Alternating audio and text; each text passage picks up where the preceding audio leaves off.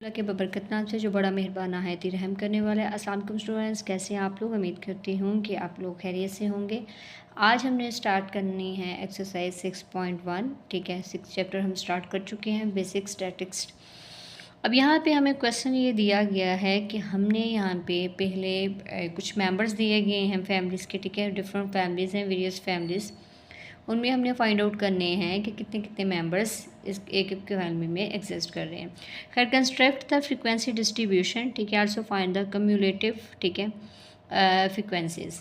अब यहाँ पे सबसे पहले तो इसको असेंडिंग ऑर्डर में लिखिएगा। ठीक है, असेंडिंग ऑर्डर से मुराद ये है कि इस डाटा को आपने अरेंज करना है स्मॉलेस्ट टू लार्जेस्ट। ठीक है, अब जब हम इस तरह इसको अरेंज करेंगे तो तब हमें फाइंड आउट फ्रिक्वेंसी करने में भी आसानी हो जाएगी और उसके बाद क्लास लिमिट वगैरह में भी।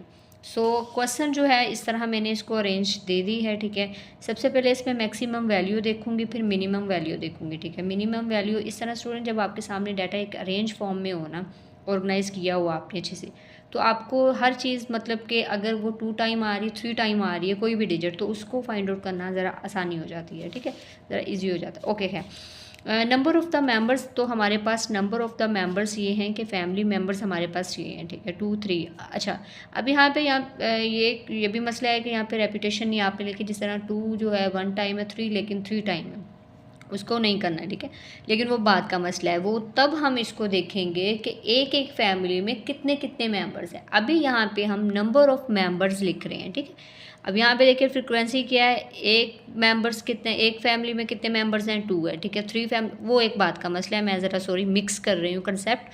ठीक है, अब यहाँ पे नंबर ऑफ़ मेंबर्स हम लिख चुके हैं, हमारे पास 12 तक आ गए हैं। ठीक है, और उसके बाद टैली मार्क हमने इस तरीके से करना है कि हमने देखना है कि इस फैमिली में 2 जो है सॉरी वो कितने टाइम आ रहा है, 2 1 टाइम आ रहा है, 3 कितने टाइम आ रहा है, 3 टाइम आ रहा है, और 4 कितने टाइम आ रहा है, 4 जो है 6 टाइम आ रहा है। ठीक है, आगे 5 जो है 4 टाइम आ रहा है। मतलब मुझे यहाँ पे जब मैं डाटा अरेंज कर लूँगी तो एक एक चीज़ को जब उसकी रेपिटेशन होगी तो मुझे उसको देखने में आसानी हो जाएगी। ठीक है, जब आपके सामने एक चीज़ पड़ी होती है तो वो कितनी दफ़ा आ रही है, जब उसको अरेंज करके रख देते हैं। ठीक है, तो इसी तरह ये देखिए मैंने इसको अरेंज करके रख दिया है, तो अब मुझे इनको पिक करने में ज़रा आसानी हो रही है। सो 6 कितने टाइम आ रहा है, 3 टाइम आ रहा है। 7 कितने टाइम, 6 टाइम आ रहा है। 9 6 टाइम, 10 2 टाइम, 11 भी 2 टाइम और 12 भी 1 टाइम। सो जो हमने ये लिखनी है फ्रीक्वेंसी। ठीक है, फ्रीक्वेंसी बेसिकली हम किस तरह लिखेंगे, इसमें जो टैली मार्क है इसको ही हम ये नंबरिंग में लिख देंगे। ठीक है, क्लियर हो गया स्टूडेंट्स? अब जो आती है हमारी कोमुलेटिव। ठीक है, फ्रीक्वेंसी कोमुलेटिव जो बेसिकली फ्रीक्वेंसी क्या होती है, इसमें ऐड करना होता है। किसको ऐड करना होता है हमें? ठीक है, हमें फ्रीक्वेंसी को ही ऐड करना होता है। ठीक है, तो हम क्या करेंगे, 1 एज इट आ जाएगा, 3 + 1 करेंगे 4 आ जाएगा, 4 में +6 कर देंगे 10 आ जाएगा, 10 में +4 कर देंगे तो 14 आ जाएगा। तो ये जो है हम मतलब कि क्या करेंगे, ये प्रीवियस डिजिट लेंगे लेकिन नेक्स्ट डिजिट में उसको ऐड कर देंगे, तो ये हमारे पास कोमुलेटिव फ्रीक्वेंसी आ जाएगी। अब यहाँ पे लास्ट हमारा 39 है। ठीक है, कुछ लोग तो ये समझे मतलब कंसीडर करते हैं कि अगर वहाँ पे 39 आ जाए आपका, ठीक है, मतलब लास्ट पे इन केस, ठीक है, इनको प्लस करने के बाद यहाँ भी 39 आ जाए और यहाँ भी 39 हो, तो इट मीन कि आपका क्वेश्चन बिल्कुल ठीक है। क्लियर हो गया स्टूडेंट्स? इसमें कुछ चीज़ नहीं थी, नंबर ऑफ मेंबर्स दिए हुए थे, टेली मार्क था। ठीक है, और उसके बाद क्या फ्रीक्वेंसी थी, कोमुलेटिव फ्रीक्वेंसी थी। क्लियर हो गया स्टूडेंट्स? ये 4 चीज़ें आपने देखनी थी इसमें। अब हमारे पास है क्वेश्चन नंबर 2, जिसमें following data has been obtain. ठीक है, after 14 students of the class 5th। ठीक है, make a frequency distribution taking class interval size as 5। Also find the class boundaries and mid points. Class boundaries और mid point हमने find out. Mid points का मैंने आपको बताया है कि अगर 2 चीज़ें हमें क्लास ग्रुप में दी गई हैं, ठीक है, फॉर एग्जांपल यहाँ पे आप देख सकते हैं, अगर ग्रुप है 3 2, ठीक है, तो मैं 3 + 2 करूँगी, देन 2 के साथ उसको डिवाइड कर दूँगी, तो मेरे पास जो आंसर आ जाएगा वो मिड पॉइंट होगा। क्लियर हो गया स्टूडेंट्स?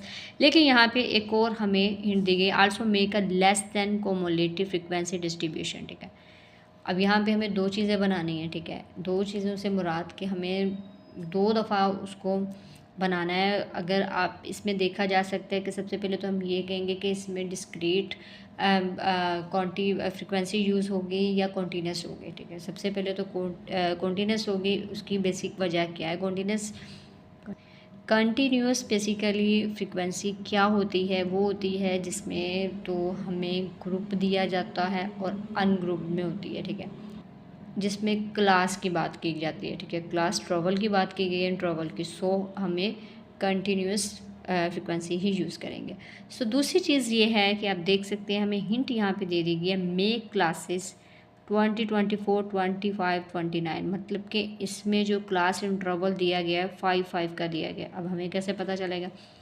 अब यहाँ पे आप लिखेंगे 20, 21, 22, 23, 24 एंड 25, ठीक है, क्लियर हो गया स्टूडेंट्स।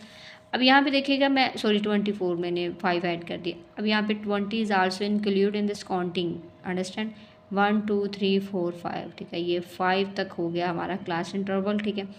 आगे नेक्स्ट प्रैक्टिकल क्वेश्चन करके देखते हैं कि किस तरह होना है। यहाँ पे आप देख सकते हैं सबसे पहले तो मैंने इसको अरेंज कर दिया, ठीक है, अरेंज इस तरह किया कि मैंने मिनिमम वैल्यू ले ली और लास्ट पे मैंने मैक्सिमम ले ली, ठीक है, जो चीज़ जितनी दफ़ा आ रही है अब मेरे सामने है बिल्कुल, ठीक है, इसको आप कह सकते हैं ऑर्गेनाइज्ड डाटा, ठीक है, मैक्सिमम वैल्यू। अच्छा स्टूडेंट्स, ये एक्स मैक्स का मतलब होता है मैक्सिमम, एक्स मीनिंग का मतलब होता है मिनिमम वैल्यू, मतलब इनको इन शॉर्ट फॉर्म में दिया गया, ठीक है। अब यहाँ पे दो वैल्यूज़ आ गई। साइज़ ऑफ क्लास इंटरवल हमारे लिए क्या है, 5 है, जिस पे हम बात कर चुके हैं। अब नंबर ऑफ ऑब्जर्वेशन का क्या मतलब होता है? नंबर ऑफ ऑब्जर्वेशन का मतलब ये होता है कि आपके पास 40 स्टूडेंट्स की बात करें, ये आपके पास नंबर ऑफ ऑब्जर्वेशन है, ठीक है। सो फ्रीक्वेंसी डिस्ट्रीब्यूशन की अगर बात करें, हम क्लास लिमिट की बात करें, अब ये 20 हमारे पास कहाँ से आ गया? जैसा कि आपको अभी बताया है, हमारे पास 20 क्या है, ये देख सकते हैं हम, क्लास इंटरवल, यानी कि हमें हिंट दे दी गई है, ठीक है। अब यहाँ पे क्लास लिमिट भी बोल सकते हैं, क्लास सॉरी 20 को 24, ठीक है। अब यहाँ पे कितने का डिस्टेंस है? 5 का, ठीक है, 25 to 29। अब इसमें से हमने क्या करना है? इंक्रीज़ करी जाना है, ठीक है। अब सबसे पहले तो ज़रा क्लास लिमिट का ना छोटा सा कंसेप्ट पीछे से देख लेते हैं बुक से हमें क्या है, ताकि हमें दोबारा से रिकॉल हो जाए, ठीक है। अब यहाँ पे आप देख सकते हैं क्लास लिमिट, ठीक है, the minimum and the maximum value defined for a class group और कॉल्ड अ क्लास लिमिट, ठीक है।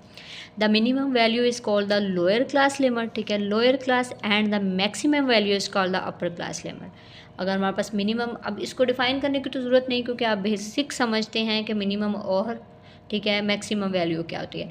In example to the lower class limit are 0, 10, 20, 30। अब 0 से जो है इस तरफ हो रही है वो लोअर क्लास है, ठीक है। अब इस तरफ जो हो रही है वो क्या है, हमारी अपर क्लास है। अब हमें फिर भी समझ नहीं इस चीज़ की आई कि वो कहना क्या चाह रहा है, ठीक है। बेसिकली स्टूडेंट्स, अगर यहाँ से माइनस हो रहा है तो इसका मतलब है कि लोअर क्लास है। अगर इस तरफ से आप उसको प्लस कर रहे हैं तो इट्स मीन कि ये अपर क्लास है। अब ये देखिए 0.5 है, ठीक है, और इधर से 10 में से माइनस कर दिया 9.5, ठीक है, तो ये क्या है, हमारे पास लोअर क्लास है। अब यहाँ पे देखिए 19.5 है, प्लस कर दिया, 19.5 है, माइनस कर दिया है, वही आ गया, ठीक है। अब यहाँ पे देखिएगा ये जो है हमारे पास क्या है, अब ये सेम हो रही है ना, तो इसका मतलब क्या है, ये सेम जा रही है, ठीक है। तो अच्छा, अब यहाँ पे देखिएगा अगर सेम जा रही है तो इसका मतलब इसमें से नेगेटिव किया, अगर यहाँ पे डिफरेंट आ रहा है तो इसका मतलब इसमें से पॉजिटिव किया। सो आगे अगर देखी जाए इसकी बात मज़ीद, उसको फर्दर डिटेल में लिखा हुआ है कि, ठीक है, that the real lower class limit of 10 is a 9.5, जिसको हम कंसीडर करते हैं 10 ही रिकॉर्ड में किया जा सकता है, ठीक है, इन शॉर्ट फॉर्म। अब यहाँ पे देखिए, while the upper class limit of 19 is 95 as a value between 18.5 and 19.5 और record as a 19, ठीक है। अगर वैल्यू कह रहा है कि 19.5 ही हो और 18.5 हो, तो इसको रिकॉर्ड में किया जाता है 19। सो स्टूडेंट्स, ये था हमारा क्लास लिमिट का कंसेप्ट, ठीक है। अगर फिर भी समझ नहीं आया तो मुझे वीडियो को दोबारा देखिएगा। सो क्लास लिमिट है, उससे पहले कि आपको कंसेप्ट क्लियर करने की भी ज़रूरत है, जो कि पीछे है, ठीक है। सो क्लास लिमिट जो है हमारे पास 5 का, ठीक है, इसका क्या है, क्लास इंटरवल है। सो 20 से 24, ठीक है, इसका मतलब है अब यहाँ पे ये हो रहा है डिफरेंट है, ठीक है, 24, 25, 25, 29, ठीक है, एक एक ऐड इसमें हो रहा है। सो अब इसमें टैली मार्क की बात करते हैं। 20 से 24 तक देखेंगे हमारे पास जो है क्लास इंटरवल, जो हमारे पास टैली मार्क आया है, हमारा कितना आया है। अब यहाँ पे देखिएगा, ठीक है, 4 जो है 20 से 24 तक अगर देखिए 1 2 3 4, ये आ गया हमारा टैली मार्क, ठीक है, 4। देन हम स्टूडेंट्स नेक्स्ट हमारे पास है 25 से 29 तक, ठीक है, 25 से 1 2 3 4 5, ठीक है, एंड 29 26, ठीक है। अब यहाँ पे देखिएगा कितना हमारे पास 9 बन रहा है, तो देखिएगा 7, ठीक है, 1 मिनट। अब यहाँ पे बन रहा है 9, ठीक है। नेक्स्ट है 30 से 34 तक 14 है, आपको थोड़ा ऊपर जाना पड़ेगा, देखना पड़ेगा, ठीक है। ओके अब यहाँ पे 35 से, ठीक है, 39 तक 8 है, 40 से 44 तक 5 है। तो सो ये मेरी फ्रीक्वेंसी जो है गलत हो गई थी, इनफैक्ट टेली मार्क की वजह से, ठीक है। तो इसको आपने ज़रा ध्यान से करना है। और उसके बाद मिड पॉइंट क्या है मैं आपको बता चुकी हूँ, आपने इन दोनों को प्लस करना, 2 के साथ डिवाइड करना, 22 आ गया। सो 25 को 29 के साथ करेंगे तो 27, 30 को 34 के साथ अगर प्लस करेंगे 32, ठीक है। इस तरह इनको करने के बाद हमारे पास ये आ गया। अब क्लास बाउंड्रीज़ क्या है, जो कि मैं आपको अभी बता चुकी हूँ, ठीक है। क्लास बाउंड्री का ये मतलब है कि यहाँ पे 19.5 है, ये 24.5 है, ये अब यहाँ पे क्या है, सेम है।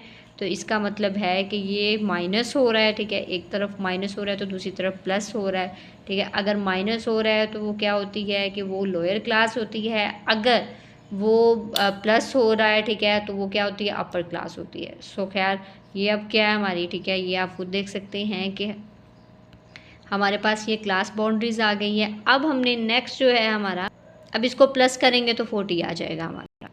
अब less than cumulative frequency distribution क्या है, क्लास भी वही लिखेंगे, क्लास बाउंड्री फ्रीक्वेंसी भी लिखेंगे, कोमुलेटिव फ्रीक्वेंसी भी लिखेंगे, क्लास बाउंड्रीज जो है, ठीक है, कोमुलेटिव फ्रीक्वेंसी। ओके अब यहाँ से ये समझिएगा ज़रा, क्लास बाउंड्री 14.5, 19.5। अब यहाँ पे क्लास इंटरवल तो स्टूडेंट्स मुझे कहा गया था हमें, ठीक है, कि 5 के, अगर मैं 19 में से 5 को माइनस करती हूँ तो मेरे पास क्या आ जाता है, 14 आ जाता है। सो 14.5 है, ठीक है। तो जाहिर सी बात है नेगेटिव करेंगे तो उसको माइनस करेंगे तो हमारे पास यही आता है 14 पॉइंट। तो यहाँ पे इस तरफ नेगेटिव करेंगे, इस तरफ पॉजिटिव करेंगे, ठीक है। तो खैर ये क्लास बाउंड्री का कंसेप्ट है। अब यहाँ पे 14.5 से लेकर 19.5 तक तो हमारे पास इतनी छोटी वैल्यू के पीछे जाने की, हम जाहिर सी बात है पीछे गए तो हमें तो फ्रीक्वेंसी इसकी ज़ीरो ही मिलेगी ना। 19.5 से 24.5 तक 6 है, ठीक है। आगे जो है 10 है, मतलब वही रिपीट हो रही है 9, 3। अब नेक्स्ट है, इनको प्लस कर देंगे, प्लस करने के पास आपके पास ये आंसर आया 14। अब क्लास बाउंड्रीज जो है यहाँ से देखेंगे, less than 19.5, less than 24.5, less than 29.5, ठीक है, less than 34.5, less than 39.5, less than 44.5। अब कॉमुलेटिव फ्रिक्वेंसी तो हम यहीं से ले लेंगे, मतलब इसका टोटल ही आ जाएगा। तो स्टूडेंट्स ये थे question number 1 and question number 2 6.1 का। अगर आपको नहीं वीडियो की समझ लग रही तो काइंडली आप पीछे से जाइएगा, जाके अपनी पहले बेसिक कंसेप्ट क्लियर कीजिएगा, ठीक है, देन आप वीडियो देखिएगा। वीडियो अगर अच्छी लगी है तो इसको लाइक कीजिएगा, चैनल को सब्सक्राइब कीजिएगा। Thanks for watching. अल्लाह हाफ़िज़।